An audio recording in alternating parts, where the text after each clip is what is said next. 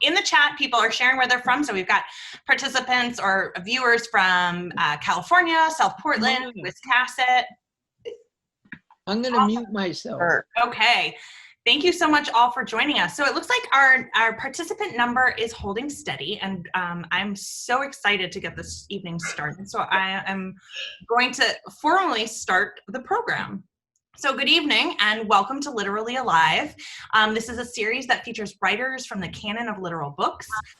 Again, my name is Marieke Van Der Steenhoven, and I am a friend of Littoral Books, as well as a special collections librarian, and I am so delighted to facilitate this evening's program. Tonight, we are here with author, teacher, memoirist Kate Kennedy to talk about her latest book, Skin, a Memoir. For those of you who are new to this program, welcome. Littoral Books is an independent press based in Portland, Maine, committed to publishing beautiful books in a variety of genres by writers and artists from Maine and New England. Littoral Books was founded in 1975 by members of the Portland Women's Group for the express purpose of publishing the work of women writers. Littoral Books was one of the founding presses of the Maine Writers and Publishers Alliance. The press went into hibernation in 1976, but 42 years later, in 2018, it renewed publication with Agnes Buchel's novel, The House on Perry Street. Again, tonight we'll be in conversation with Kate about Littoral Press's latest publication, Skin, but the press's next upcoming book is called Enough, Poems of Protest, with work by 26 poets inspired by the Black Lives Movement protests and the struggle for social justice. This book will feature an introduction by Claire Milliken and photographs by Nick Jervine, and it's slated to be released by the end of September. So to keep up to date with these programs, the Literally Alive readings, as well as new publications, please visit Littoral Books' website and be sure to sign up for the mailing list. So for those of you who haven't yet, I've just popped that link into the chat for you. Okay, but on to tonight's program. I just want to do a quick overview of the proceedings and some housekeeping notes. First, we're asking that you remain muted to reduce noise distractions. There will be an opportunity, if you so choose, to share your voice later in the program in the form of our kind of more formal Q&A session. If you want to rustle up some excitement, you should feel free to use the reaction feature in the toolbar of your Zoom screen. So in order to mute, you just either if you're on an iPad, you touch your screen, the toolbar pops up, or hover your mouse. There's the mute button on the left in that lower, and then the reaction, I see Agnes has done it. The reactions give you two, oh my gosh, there's more options since the last time I tried. So there's all sorts of emojis you can choose from.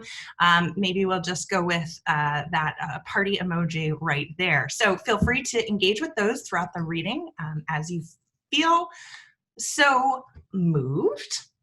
As I've previously mentioned, we have the chat feature turned on, and you are more than welcome to engage with that or not. We'll be using the chat feature to capture your questions and integrate them throughout the program.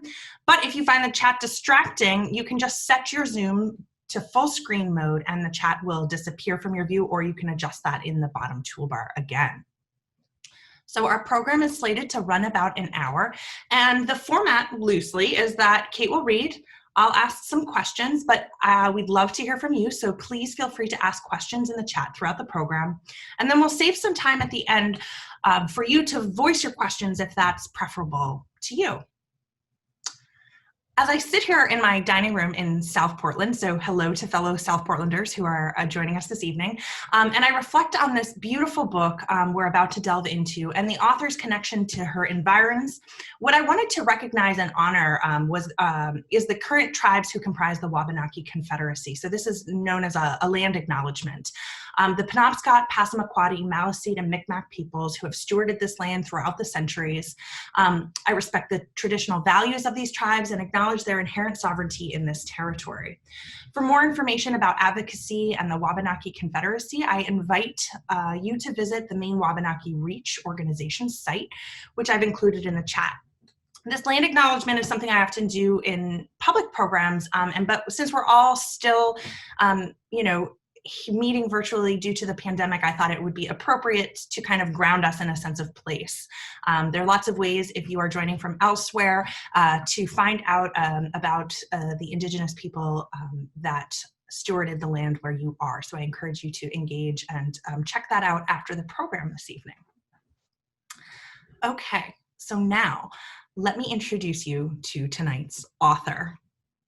Cape Elizabeth resident Kate Kennedy is the author of 4 books: End Over End, which came out in 2001, More Than Petticoats, Remarkable Maine Women, which came out in 2005, Maine's Remarkable Women, Daughters, Wives, Sisters, and Mothers Who Shaped History, 2016, and Skin, a Memoir, which came out in 2020, and we're here to talk about this evening. Her work has been published in the Island Journal and in literary magazines. Kennedy grew up in Southern California and Princeton, New Jersey. She has her undergraduate degree from Wellesley, shout out to Seven Sisters, and a master's degree from University of California, Los Angeles. She has lived in Maine since 1977 and taught writing at Portland High School for 20 years. She was the director of the Southern Maine Writing Project at the University of Southern Maine and currently teaches 1 graduate writing course a year for the University of Maine. When writer Kate Kennedy was diagnosed with a rare form of skin cancer, her familiar self in the world fell away. What followed was a grueling regimen of treatments. Skin tells how it felt from the inside, from bouts of panic and loneliness to a growing curiosity and hope for the future.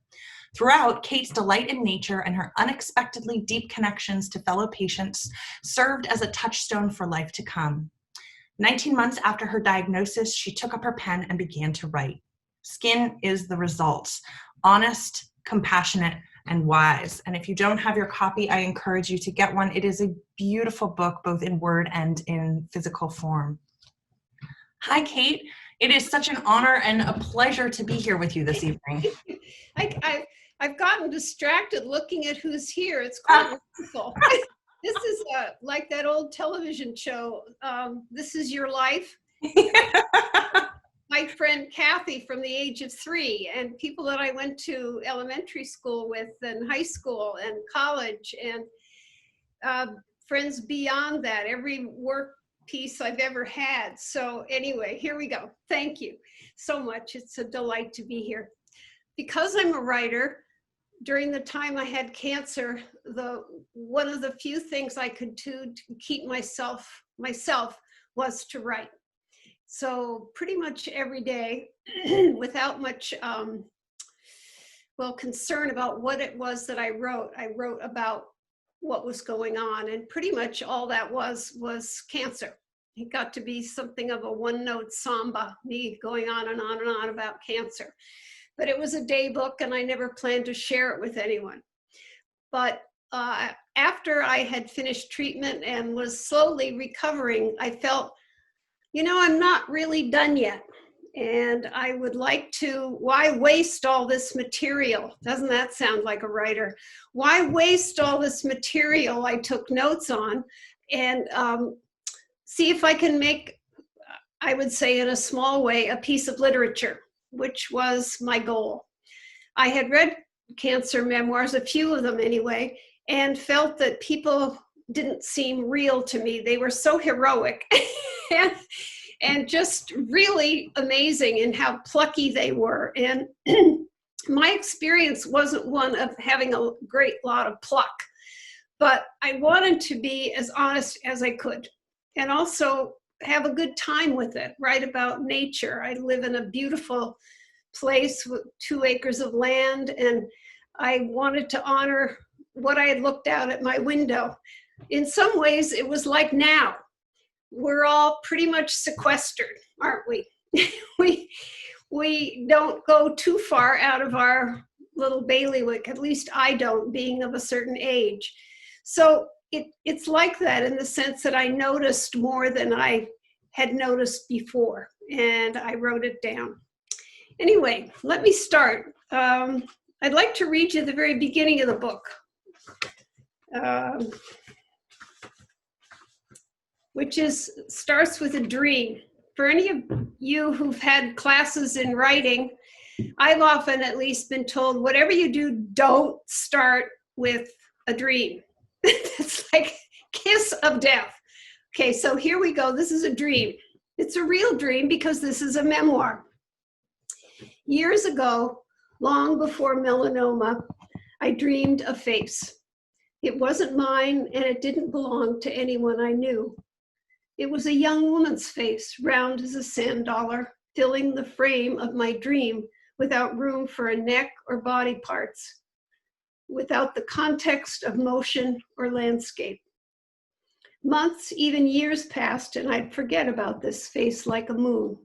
Then, as if clouds had parted on the rush of a big wind, I'd remember it again. During my cancer time, that wind blew steadily. The dream girl might have been a comfort or an inspiration, and sometimes she was, but I couldn't unsee what had befallen her. A deep gash crossed her cheek, badly sutured with coarse black twine.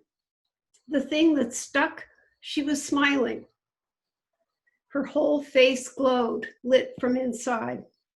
The dissonance haunted me. She didn't seem to care about the gash, how it happened, what it meant, how much it hurt, how it disfigured her. Instead, she wore bright red lipstick, a celebration, as if to say, look at me. And I did, without understanding. I'm I don't know what allergy season it is where all of you live, but here in Maine, it's ragweed season, and I'm struggling a little with my voice. Okay. So in 2016, that was my cancer year. I went in for routine checks on a cheek that had sun damage on it.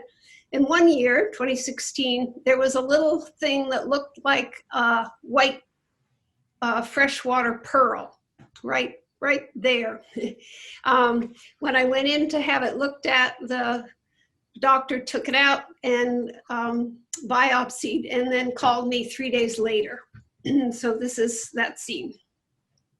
Malignant melanoma in situ, lentigo maligna melanoma, perineural invasion.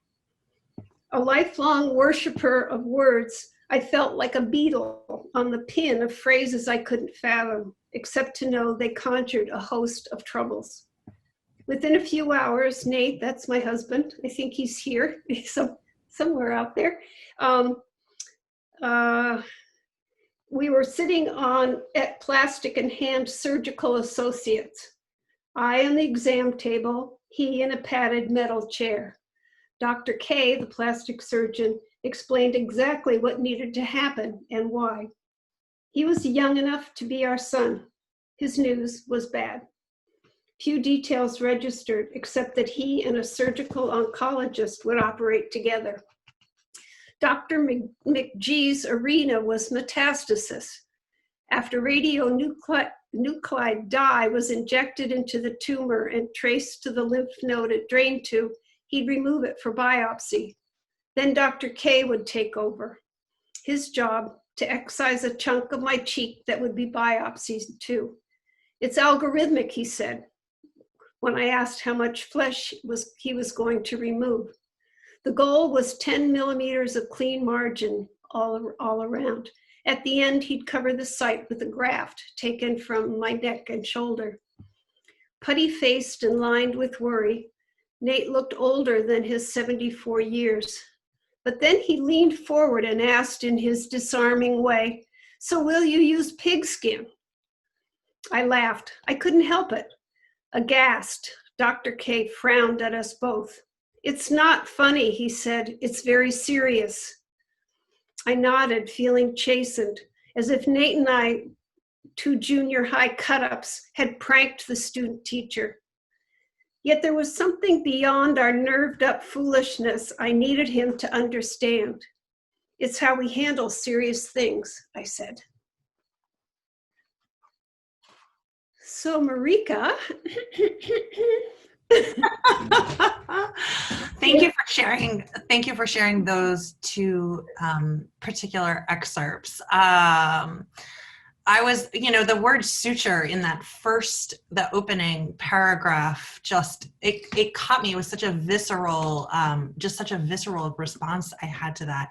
I have so many questions and so many comments that I generated in my reading of this, but I do want to just shout out to everyone in the audience that if questions come up for you or you have any sort of comment or query, please feel free to pop that into the chat as we go, and I will integrate those questions or hold yours till the end. So I guess since you started with the dream girl, maybe I'll start there and then move through a question. So I'm curious because she's such a vivid icon, and she appears in your narrative. She comes up throughout your narrative. Does she still appear to you? And I'm curious about maybe whether you have any other non-waking influences. Well, I hope I do. You'd like to think you do. No, I only dreamed that once, although the dream was one of those haunting ones that stay with you, obviously. And it was so long, years before this melanoma, and I wondered things like, well, gee, did I know on some level that I was already sort of brewing this thing on my face, or was it just a fluke, or,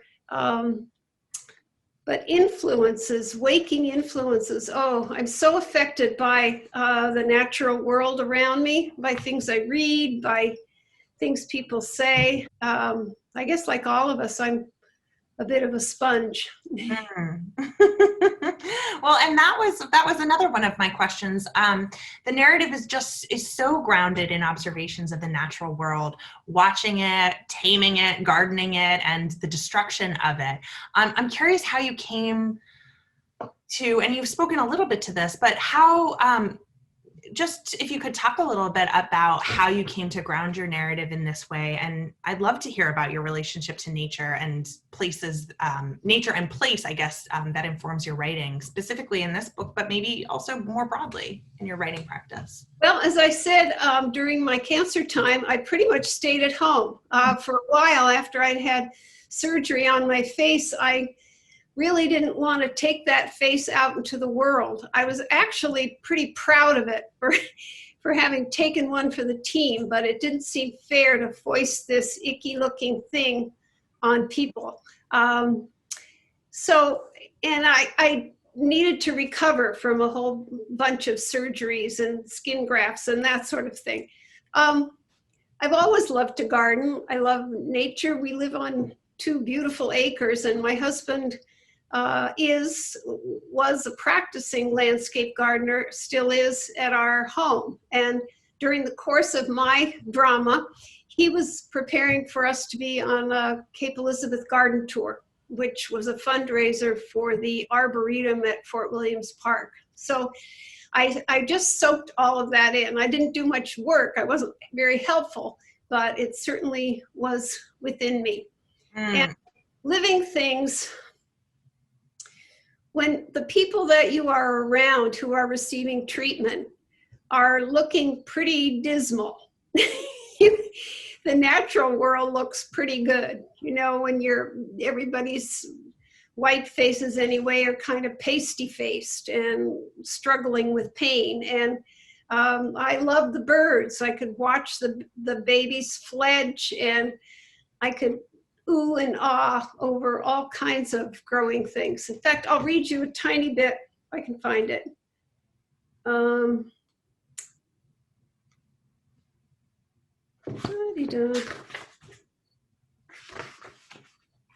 If you've just joined us, this is Literally Alive, and we're here with Kate Kennedy, who's about to share an excerpt from her memoir, Skin.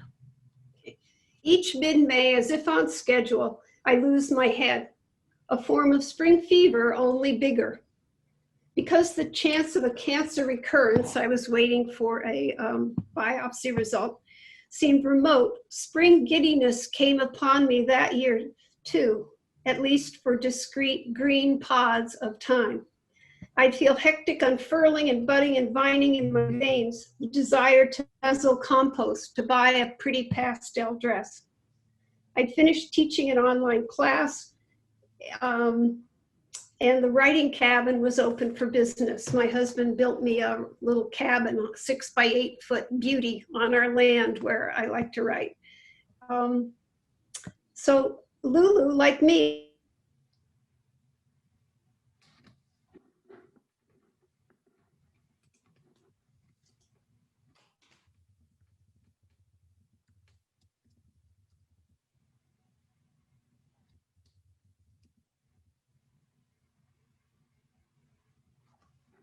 Unstable. Sometimes our internet. I'm not sure about Yeah, you all. the image froze. Okay, okay. So yes, I thought maybe my internet was unstable, but we seem to have lost Kate momentarily. So let's, or hopefully only for a moment. Let's see. So if you just stay tuned as Littoral Books is telling us in the archive, in the chat. So thank you for your patience. We should have Kate back up momentarily. It's wonderful to scroll through the chat here and see we have people joining us from various places in California, across Maine, New York City, Quebec/Nashville. Let's see. Okay. Texas, excellent. Colorado. So thank you all, and Richmond. Thank you all so much for staying tuned while we get Kate back on the line. Again, my name's Marieke. I'm the host, facilitator here. And Marieke, yeah, ask you a question, of course. then maybe you could ask her Great. when we get her back. I'm interested in sort of two sides of the writing difficulty. What it was like for her, difficult, at times helpful. Well, obviously it's helpful once you're writing, but sometimes it's so difficult when you're suffering to get yourself to write. She can comment anything on that experience. And how later on, when she decided to start the memoir, how difficult or not difficult was it for her to begin to use the notes and find her voice for what she wanted to write? Wonderful. Thank you, Martin. And I think that Kate is yes, I am. I'm sorry. My feed cuts out every once in a while. So you'll just have to carry on. That is nothing for you. That's the world that we live in now, where we are dependent on technology. So welcome back. I don't know, do you want I heard Mark's question. Okay, great. Do you want to dive into that or revisit the clip, the segment you were just reading? No, I think, Martin, that's a really good question. And before I began to write this book, I had tried to write another book, and I was about the Southwest, radiation, bomb testing, that kind of thing in the American Southwest, which I was very influenced by since I grew up in that period. And then when I had the cancer, I was writing a book about my mother, and that kind of collapsed too. So not being able to write was maybe the very hardest thing about this cancer episode. So even if I just jotted notes, it felt like I was doing something. I was on task. When I actually decided to write the memoir itself, it took a while to find the voice that I wanted. That's a tricky business. And of course, what you put in and what you leave out are kind of interesting. This is a very short book, and there was a lot more life that happened in that 18 months that didn't make the cut here. But for example, the election, I didn't write anything about that, which when I finished, I was quite shocked that I hadn't. But I took to heart something that Tolstoy said about focus, that there's a place in any kind of an artwork where the light ray from which the light rays are emitted or which they go to. And that really struck me, especially writing about radiation. So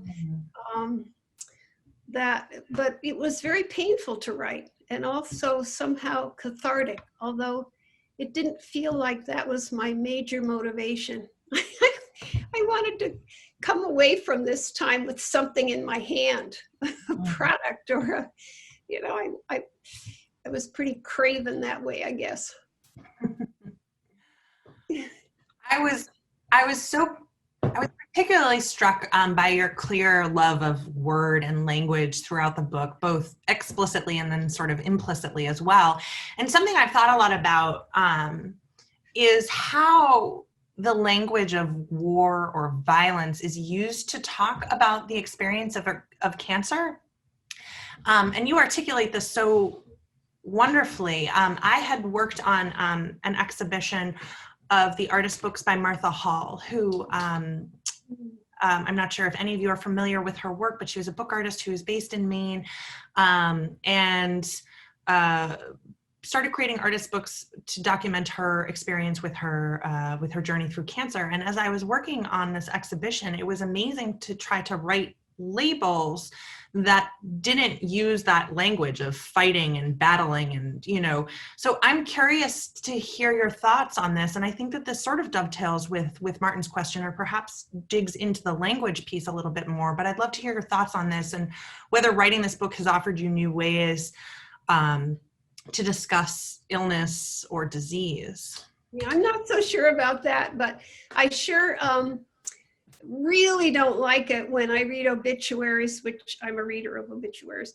when they say that someone lost her battle with lymphoma, or so-and-so battled valiantly but lost his struggle. It just feels wrong to me. I feel like you live with cancer, you manage it the very best you can, depending on your resources and who you are and who's helping you.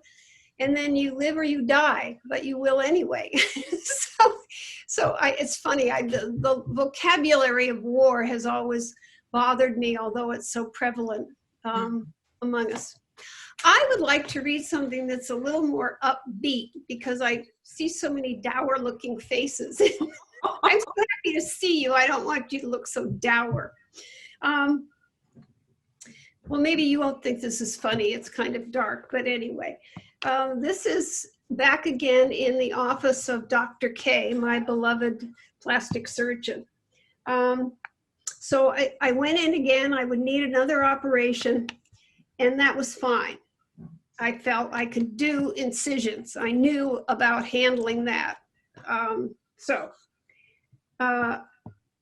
Okay, nothing like a bracing excision, and we'll be done with it, I thought. But then Dr. K upended things. To be on the safe side, it's more speculative than anything, he said. I have appointments with a radiation oncologist and a medical oncologist. Radiation is especially effective with this kind of fast-growing melanoma. But you'll still be in charge, won't you? I asked. My voice clutched his arm. I might as well have shrieked, "Don't abandon me," the way the fledgling red-tailed hawk did at the top of the dead pine.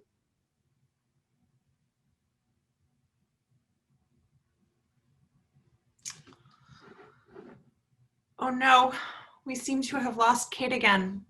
I'm wondering if a perhaps solution to this might be for some of us to turn our videos off, although that totally, we lose the sense of community, but it might lessen the sort of the broadband. And then hopefully we can have Kate with us. It's so sad to see all of your faces disappear. So thank you again for your patience. And yes, Suzanne, I think that's a fabulous point, is that we will ask Kate to share to share the page numbers when she reads, so perhaps we can also follow along, and this will encourage you, if you don't have a copy of the book yet, to get one. Let's see. I'm just waiting. Tell her too that our pictures are gone to help the video. Yes, You know, I will absolutely. Okay. And you can mute me again. I'll mute myself.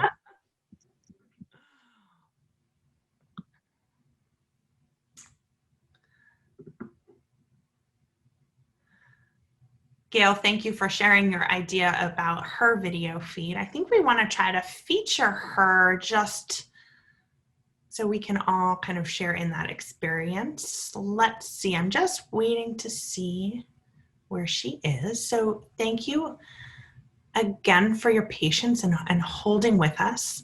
There will be a recording of this. I forgot to mention this earlier, but there will be a recording available at a later date.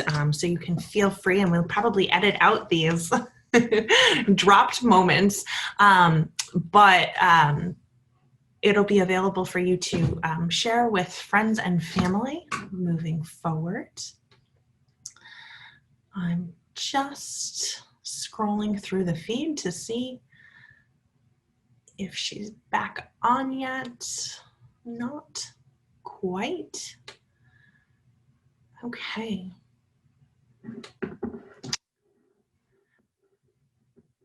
I think, Suzanne, that is totally a possibility.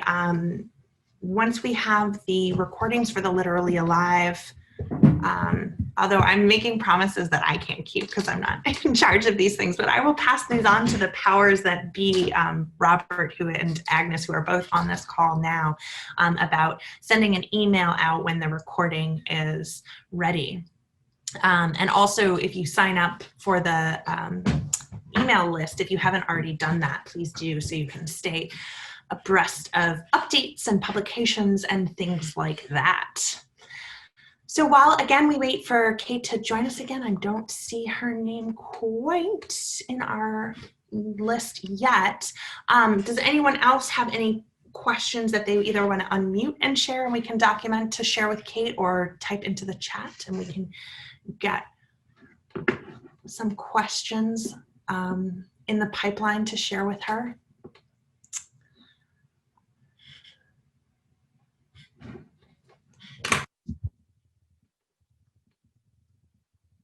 So I do know that one of the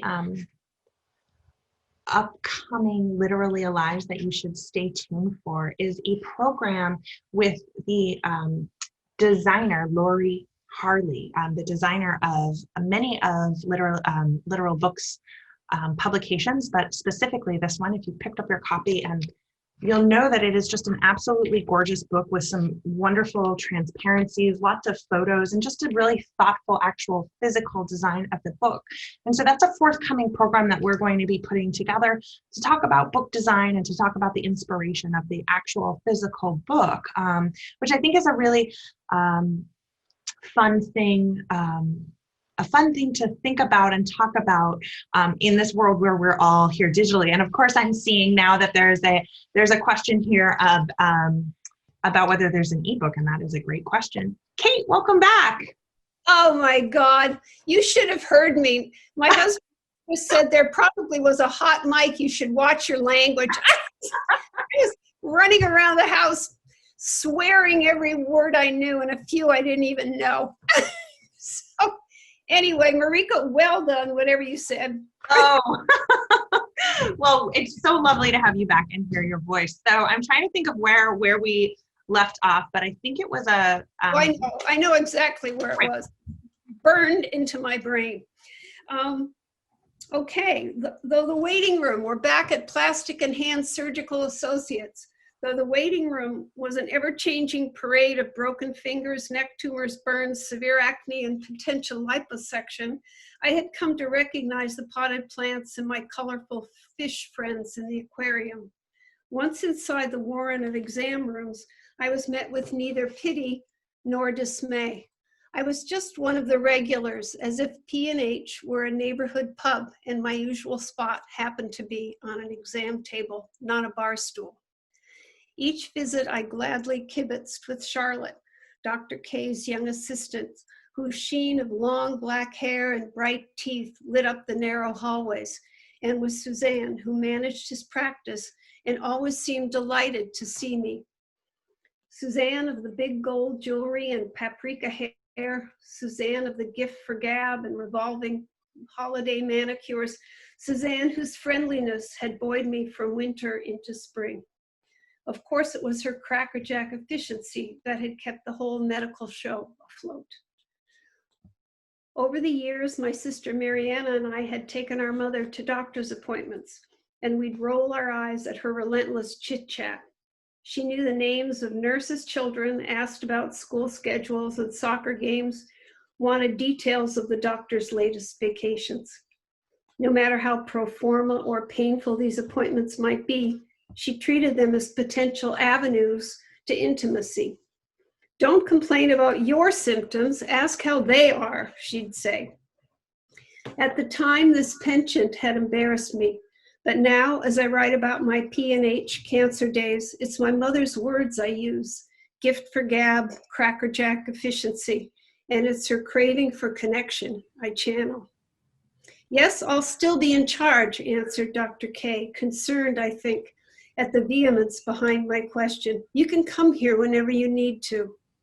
Soon Nate and I were following Charlotte down the hall, but before leaving the exam room, I hesitated, not quite believing, not quite believing Dr. K's promise, afraid other doctors might abduct me. I grabbed pamphlets from the wall rack, breast augmentation, tummy tuck, rhinoplasty, as if, like amulets, they might keep me safe. I'm so glad, Kate, you shared that particular passage. That was a moment of that I personally recalled as levity and almost giggled at that moment in all of its heaviness. We have two questions from the audience, and I'm going to get at them out of order. So, Kathy, I see your question, and we will get there next. I'm going to go right to Catherine Hagopi and Barry's question, which seems kind of to dovetail nicely with what you just read. She's curious about your other projects now that Skin is in the world. Did the moments on mothers and radiation that made it into Skin fill that space? Or are there more stories that remain on these themes for you to tell? Well, I think really I've set those projects to rest, except I do want to write one piece that involves my mother and surgery and going to the place where they helped you with makeup and such.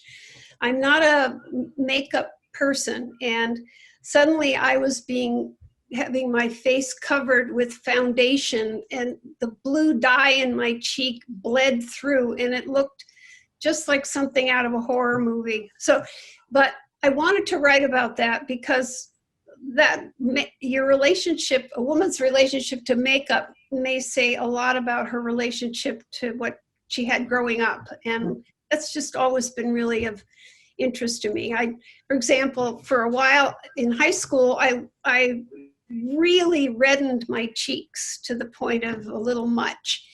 And a friend of my mother's said once, "Oh my, doesn't she have a lovely English complexion?" And my mother raised her eyebrows and gave me this really funny look, and I knew that I'd overdone it. But anyway, I want to write about that, but that's a very small thing. So I'd say I'm still recovering from this. And summer is a busy time. I teach, and so I'm not fully engaged in something new yet. Great. I wanted to let you know that you came back to a room of text and names, not faces, and we've done that in hopes that it would reduce the amount of so that the video will stream easier. Okay. Would you like to read another piece or field another question? I would just love to. I haven't read anything about my relationship to radiation and atomic bomb testing, which I've all my life kind of lumped together. as if they were the same thing, therapeutic radiation treatments to cure one or alleviate pain. In cancer, I would sort of jumble in my mind with bomb testing, and it felt extremely threatening to me. And I was interested in digging into that a little bit, trying to understand it more than I had before. Also, my wonderful sister Mariana, when she was little, had had radiation treatment on an enlarged thymus gland, which this was in 1946. And at the time, that was believed to cure or prevent any sort of sudden infant death syndrome and some other things. But as occasionally turns out in medicine, it turned out there was in fact nothing wrong with her thymus gland, and that the cancer she had late in life, who knows exactly why, but they certainly might have been contributed to by those early treatments. So here we go.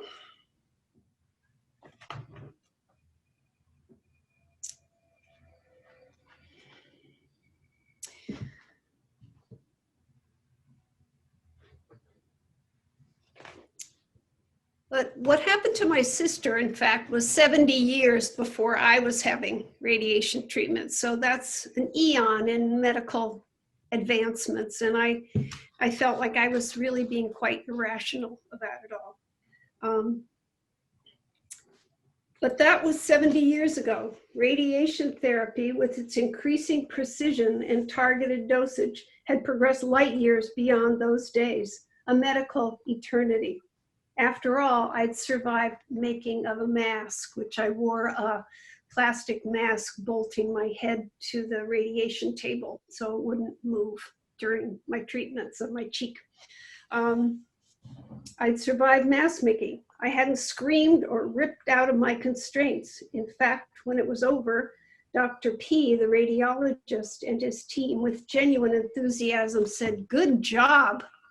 And that doctor, of whom I'm very fond, was also the one who told me that when they put this sheet of soft, malleable plastic over my face, which shaped up to my features and then hardened and was made into a mask, that he said, think of it as a facial. And I was like, oh, okay, well, maybe. Somehow, though, that was exactly what haunted me as I waited 10 more days for the actual radiation treatments to start. It was also damn cheerful. While claustrophobia seemed my own quirky bugbear, trapped briefly in a New York City elevator, coffined inside a pint-sized pod ascending the arch in St. Louis, radiation dread had lodged itself within me in a more generational way. Like many Cold War kids, I was a civil defense veteran by 3rd grade, easily recognizing the radiation symbol and the air raid siren's wail. I knew how to duck and cover under my desk, chin tucked, arms around my head. When the bomb dropped on Santa Monica, we at Franklin Elementary would escape the fireball unscathed, provided our noses touched the floor. That seemed very key. Bert the Turtle, the cartoon star of Duck and Cover, felt like a pal. When he sashayed on screen, upright on back legs and wearing a jaunty military helmet, I wanted to sing, deedle-dum-dum, deedle-dum-dum. I loved turtles, and Bert himself had reason to swagger. Like the series of red sliders I kept as pets, he was sitting pretty. No need to find shelter at the sound of the siren or drop to his knees facing away from the window glass. He simply ducked inside his shell. Friends, when there's a flash, the voiceover man reminded us, do what Bert does, duck and cover fast. The short readiness films we watched at school starred white upper middle class families like ours, snappily preparing for nuclear attack. Girls in smocked cotton dresses helped their mothers clean house. Dads and their sons neatened up the garage, carried out the garbage, mowed the grass. One documentary, The House in the Middle, that demonstrated with scientific precision why spit-spot domestic skills might even save our lives. The National Cleanup, Paint-Up, Fix-Up Bureau, that's the real name, working with the Civil Defense Administration, had proved it. Together, they built 3 little houses at the Nevada test site. The first one, mostly painted and tidied inside and out, withstood the fireball. The second one was made of bare, weathered wood, but its surroundings were free of debris, and it did okay, except for some singeing and smoking. The third house, though, was a goner.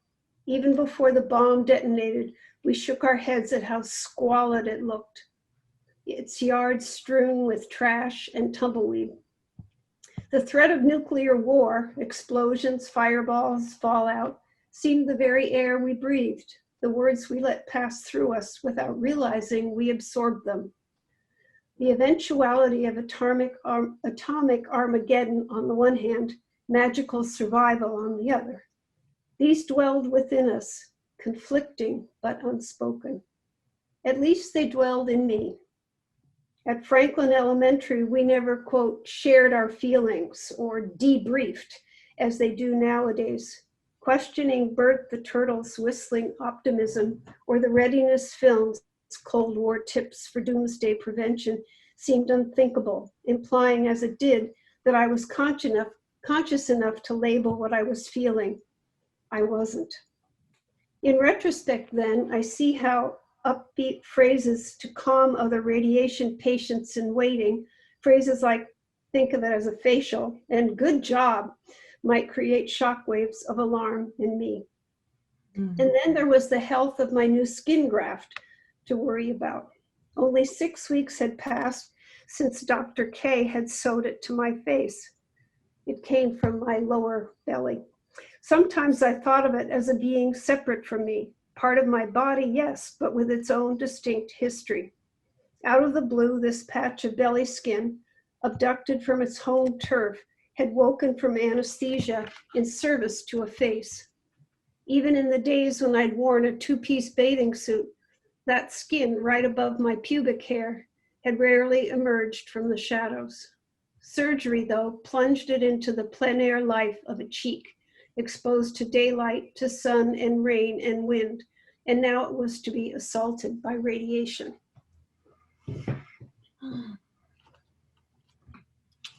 Thank you, Kate. It's so wonderful. These words all stuck with me so profoundly as I read it, but it's just so wonderful to hear you read them out loud. I have a question here in the chat from Kathy Wright, who says, that's my oldest friend since the age of 3. Oh. Well, I don't know. Kathy, do you want to ask your question in person or do you want me to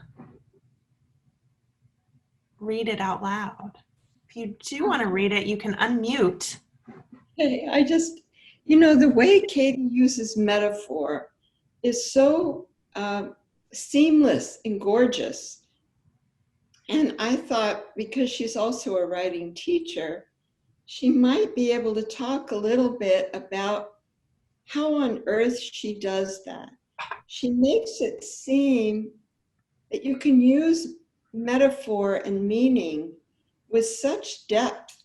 And I was thinking about the scene with the bear, which I think said so much. So if you could say something to that, Katie. And by the way, Katie was a wonderful little girl. Thank you. That's the nicest thing anyone's ever said. Kelly, you were too, and you still are. Metaphor, well, I've always had a hard time teaching it, for one thing. In this book, it has to do with something I guess you might call a theme, although that word drives me crazy too, but it has to do with connection. I really, really wanted to get across to a reader what it felt like to be in a particular situation. And the scene Kathy mentions has to do with being so afraid that you can't really let yourself panic, which I think was before radiation began or after various things happened. And I was afraid that things might never get better. but that felt so, that felt so scary that I couldn't really let myself go there. So instead of trying to explain that and getting myself all tangled up, because that's not really something you can explain, I wrote a scene that talked about once camping with Nate up in Cape Breton Island, backpacking, and we'd gotten to a campsite, put our stuff down. It was a remote campsite, which had not been used at all that year yet, but there was brand new picnic table and an outhouse, which must have been helicoptered in. Anyway, we put up our tent, and I went to use the latrine, the outhouse. And up on the side of the outhouse, very high, way above my head, were these two wet paw prints. And it was obviously those of a very large bear. So we charged into the tent and spent the night wondering if we were going to die, if the bear would come back. And it was so scary that I couldn't let myself panic. I had to get a grip. And I often felt that way during my cancer time. I had to get a grip. And I think that's an example of an extended metaphor. Kathy, I still have a hard time with language that feels more analyzing text rather than writing text. It doesn't feel organic to me. So anyway, I hope that answers your question. Thank you. So I don't know if Kate, you want to do another reading, or there's a question here from Martin Steingesser as well. So whatever we have time, we have about just a little under 10 more minutes left. Oh, I'd love to, and if you don't mind, and I'd love Martin's question too, but Yes. I'd love to end with reading about a man I befriended in the radiation waiting room, whose name was Everett. And I came to be very, very fond of him. On my 15th day of radiation, another man named David introduced me to a new man, Everett, just embarking. They stood together in the waiting room by the far wall. Like a good party host promoting conversation, David told me Everett owned his own excavation company in Western Maine. They made quite a pair, but one I was used to. Men in their 70s sporting gown bellies and bare white legs. That's the uniform for people who are having radiation on their torso or extremities. Those of us who had radiation on our heads or down to our necks didn't have to wear that gown and everything. I got a spot on my kidney, Everett said. Now my prostate's right full of it. He was a stocky guy with a Maine accent and the dignity of vocation. His gray hair, cut in a flat top, stuck up at least an inch. When David's name was called, Everett and I kept talking. They give me gold balls, he said, but they didn't work. I wondered about the balls, but left them alone, uncertain how they connected to prostates and kidneys. Instead, I asked how he liked his doctors. He passed a hand over his bristly head. I got an oncologist up in New Hampshire, good guy, said they could do surgery, but he said, you're going to wear Pampers for the rest of your life. Knowing you, he said, you're not going to go for that. Yep, you can scratch that one off, I told him. I ain't wearing Pampers. The only thing that'll work is radiation, the fellow said, but you've got to go to Scarborough for that. 44 days, hour and a half each way. Then some hotshot oncologist got involved, said he could remove the prostate and there'd be no Pampers. But my own doc, he would have none of that. At first, Everett didn't seem to know what to make of me, with my 5-alarm face and regular clothes, the only woman that morning, and there he was, vulnerable, in a hospital Johnny and robe. But we sat down side by side. I felt an immediate affinity. Yes, we shared cancer and radiation, but it was more than that. He reminded me of my Kennedy relatives, Great Uncle Bob in particular. My grandfather, born in 1872, was the bookish one, the eldest, the teacher, stately and severe. Great Uncle Bob, who cropped up further down the line, was a scholar of the practical trades. During boyhood, he'd lost an arm in a hunting accident, but he could still do or make anything, like Everett, I guess. But in the 1920s, Bob rousted about California, tried real estate, then lived alone in a silverback trailer on the beach in Port Hueneme. Later, with his one good arm and the stump of another, he built himself a fishing camp on the Russian River. Once, I was 6 or 7, we visited Great Uncle Bob's place. I remember how free and grown up I felt. I loved eating beans right from the can. I loved washing in achy cold water. I even loved the latrine out back. While Great Uncle Bob steered his pickup through chaparral, I bounced on the open tailgate, bare legs swinging, the smell of exhaust and salmon guts and tobacco, my skin happily scoured by the sun. Without a word, I laid all of this at Everett's unsuspecting feet, there in the radiation waiting room.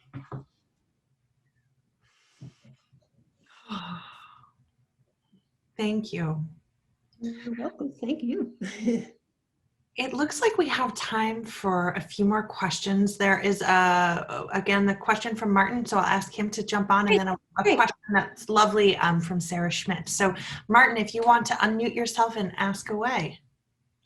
Yeah, the initial dream image is something that in some ways, and not negative, has a presence all the way through the story. Mhm. And I was wondering if you could amplify on Marieke's initial question, if you've had any kind of musings about it since the book that you might like to share, even if it's something that you usually think maybe people don't want to hear or isn't important, but whatever the musings, if they've materialized and taken any other new forms. Yeah, interesting question, Martin. You ask good questions, hard questions. I would say right now, I don't think about the dream girl all that much. She was very present when I was writing the book, and I refer to her a number of times. Once I felt very angry at her for smiling. I gotta wipe that smile off your face. I can't stand it. You got this terrible thing happen to you, and why are you smiling like that? Because I felt very far from achieving that, that serenity.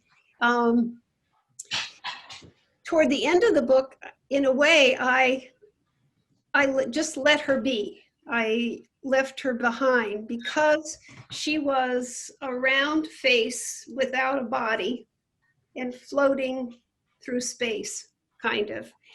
And I felt, in a very good way, tethered to the world, to the natural world, to the world of my wonderful family, and back in life. And I had held on to her when I wasn't very tethered.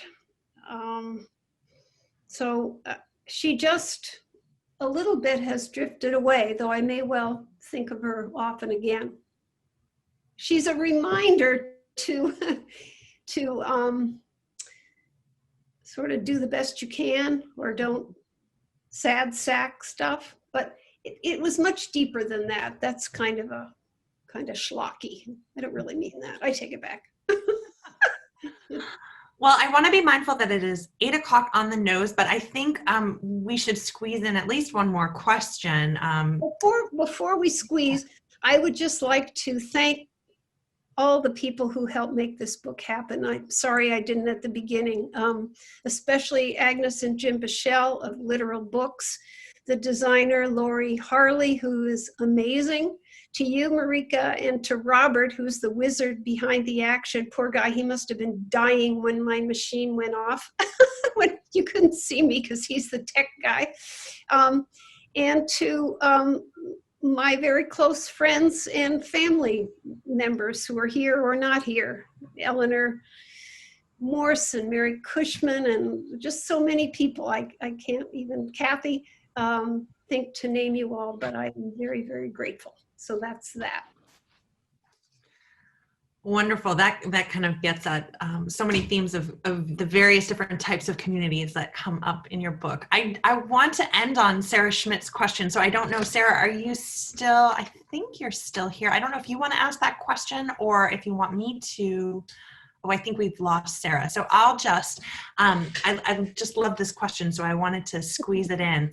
She says she's curious about the humor in the book. It reflects who you are, certainly, but wonder if there was a decision made about how much humor to include, when, and how. And that will be our concluding question this evening, and then I'll do some wrap up for us. Well, that kind of implies I was more aware than I was in the writing of this book. As a person, I like humor, and it's a strategy. As I read the very first scene with my husband, he cracked a sort of bad joke about would they use pig skin for my skin graft, which of course is horrible and ridiculous, but I laughed and it broke the ice for me, and it was a way for us to get through.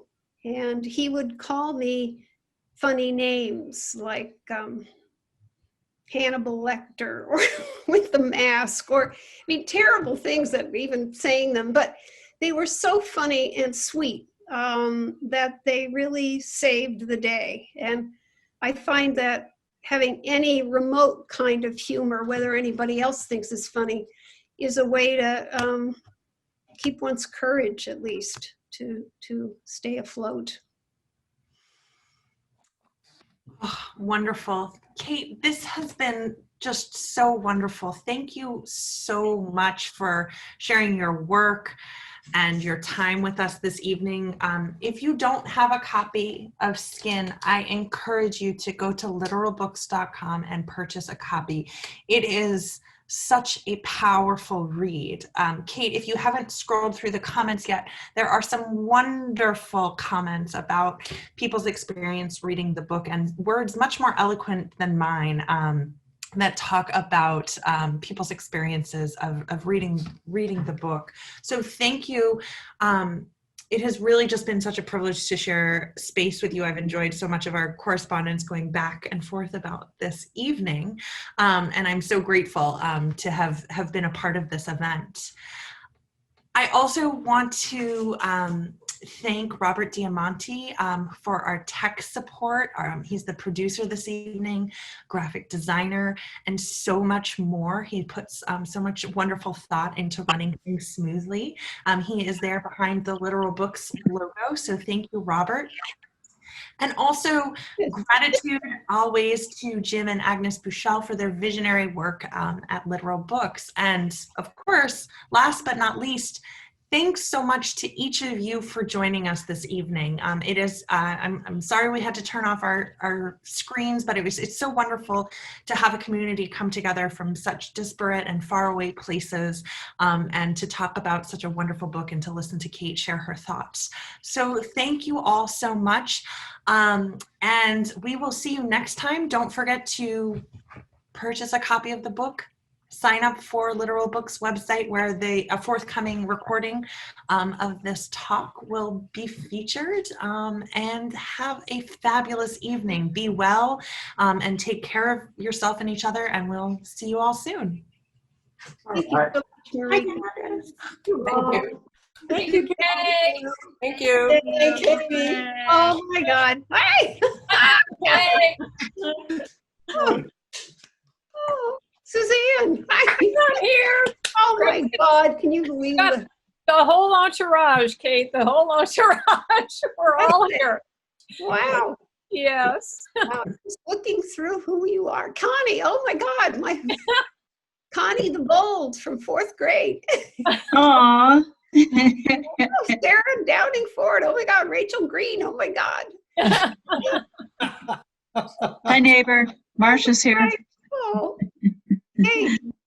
Oh, Marcia, hi. And Hi, Sarah Ed. from Canada. Oh my God.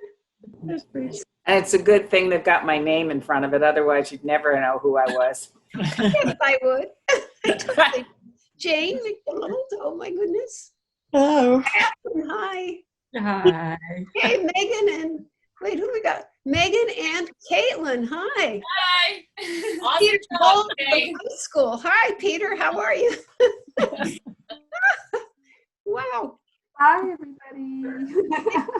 Hi, Agnes. Eleanor. Yes. Hi.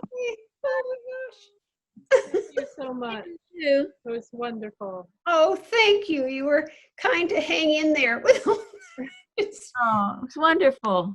Oh, hi, Ellie. Hi, Hi. Tim. How are you? Are you Tim, guys too. sitting in a car? We're at the lake. We're in front of a lake. Oh, good. Hi, Tim. Oh my gosh. Oh. Eliza. You really look lovely. Oh, thank you. Hi, Candace. How are you? I'm good. It's nice to see you. Nice to see you. Candace. It's fun. Hi, Nana. Hi, Marcia.